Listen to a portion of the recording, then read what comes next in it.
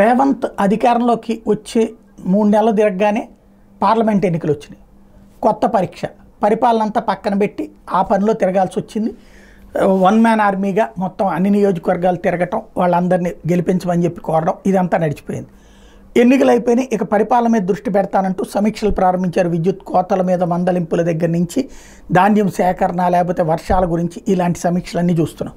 Scene cut చేస్తే ఇప్పుడు కొత్త కాన్సెప్ట్ మళ్ళీ స్థానిక ఎన్నికలకి ముహూర్తం ఖరారైంది. పంచాయతీ ఎన్నికలు తెలంగాణలో జరగబోతున్నాయి. జూన్ మొదటి వారంలో వార్డుల విభజన, రెండో వారంలో రిజర్వేషన్ ప్రక్రియ ప్రారంభించేసి, మూడో వారంలో సర్పంచ్లకు రిజర్వేషన్ ప్రక్రియ ఇచ్చేసి, జూలై మొదటి వారంలో షెడ్యూలు, చివరి వారంలో నోటిఫికేషను ఇవ్వడానికి సిద్ధపడుతున్నది రాష్ట్ర ఎన్నికల సంఘం. షెడ్యూల్ ప్రకారం ఆగస్టు 2 లోపు ఎన్నికలు నిర్వహించడానికి సిద్ధమవుతుంది. ఆగస్టు 10 లోపు రాష్ట్ర వ్యాప్తంగా ఒకే విడతలో పోలింగ్ నిర్వహించి మధ్యాహ్నం 1 గంట వరకు పోలింగ్, 2 గంటల తర్వాత లెక్కింపు, అదే రోజు ఉప సర్పంచ్ ఎన్నిక.